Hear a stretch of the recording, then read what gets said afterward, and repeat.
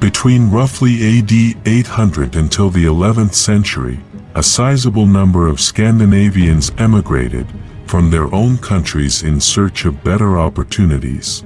These maritime warriors, often known as Vikings or Norsemen or Northmen, started out by plundering British Isles coastal sites, particularly undefended monasteries. They would leave their mark as pirates, raiders, traders, and settlers over the course of the following 3 centuries on a large portion of Britain and the European continent, as well as on contemporary Russia, Iceland, Greenland, and Newfoundland.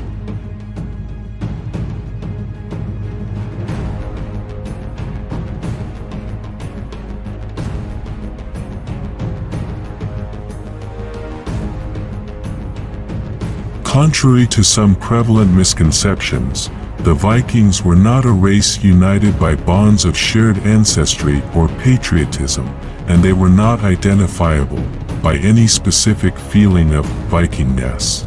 Although there are references to Sami, Finnish, and Estonian Vikings in historical documents, the majority of the Vikings, whose exploits are best remembered, originated from the present-day nations of Denmark, Norway, and Sweden. Their shared characteristic, and what distinguished them from the European peoples they encountered, was that they were foreigners, weren't what the locals would call civilized, and most significantly, were not Christian.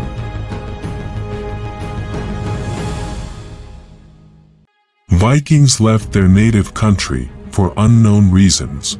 Some have argued it was because of overcrowding, although the first Vikings were searching for wealth rather than land.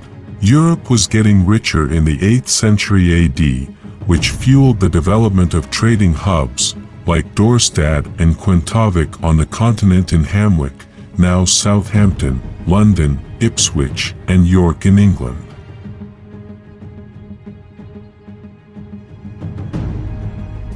In the new trading markets, Scandinavian furs were highly valued. Through their trade with the Europeans, the Scandinavians learned about new sailing technology, as well as the rising prosperity and associated internal struggles among European kingdoms. With this information, the Viking ancestors' pirates, who attacked merchant ships in the Baltic Sea, would be able to extend their activities in search of riches into the North Sea and beyond.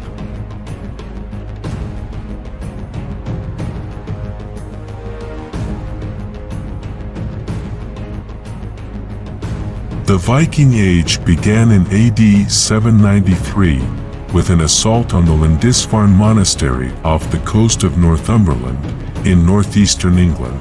The perpetrators, likely Norwegians, who sailed directly across the North Sea, did not totally destroy the monastery, but the attack rocked the foundations of the European religious community.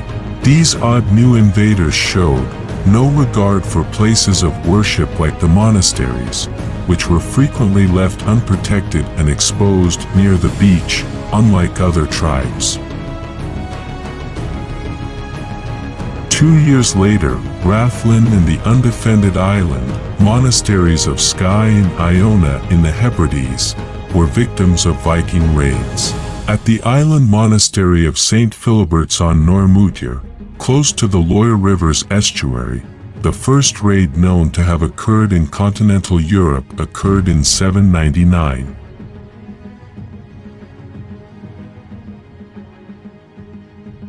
The Vikings limited themselves to hit-and-run attacks on coastal targets in the British Isles, especially Ireland, and Europe for a number of decades. The trading center of Dorstad, 80 kilometers from the North Sea, became a frequent target after 830.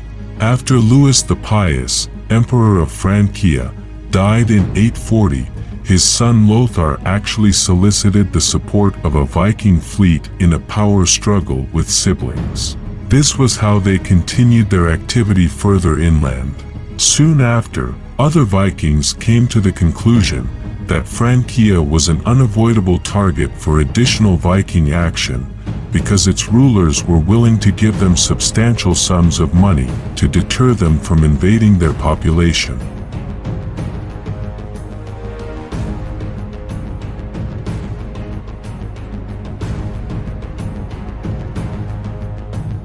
Ireland, Scotland, and England had become important targets for Viking settlement, as well as invasions by the middle of the 9th century. The northern isles of Scotland, Shetland and the Orkneys, the Hebrides, and a large portion of mainland Scotland were taken over by the Vikings.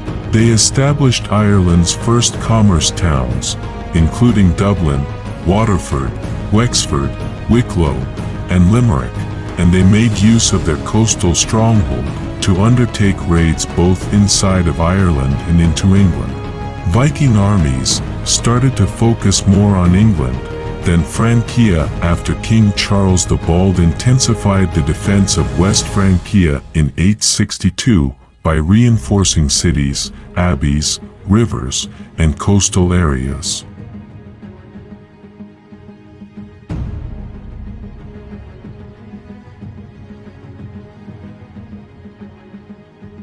Throughout the 9th century, Viking forces continued to be active in Europe, mercilessly assaulting Nantes in 842 and invading cities as far inland as Paris, Limoges, Orleans, Tours, and Nîmes.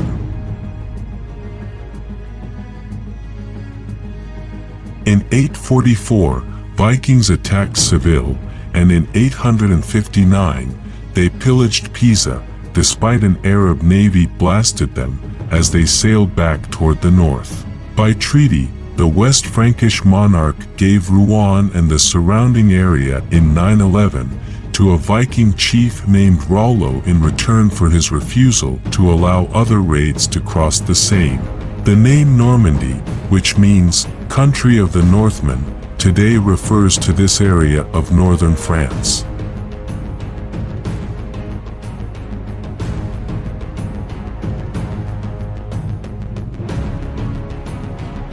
The Viking Age came to an end as a result of the events in England in 1066. All of the Scandinavian countries had converted to Christianity at that point, and what little of Viking culture remained was being assimilated into that of Christian Europe. The Scandinavian roots of several place names and terminology in the regions where the Vikings settled, such as northern England, Scotland, and Russia, can still be found today. The Icelandic sagas, a vast corpus of literature that the Vikings left behind in Iceland, commemorate the biggest achievements of their illustrious history.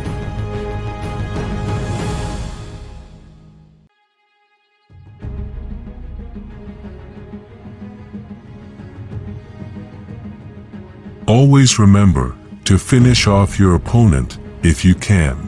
No man ever ran away with his entrails hanging to his knees or his head cut off. You Vikings are incorrigible.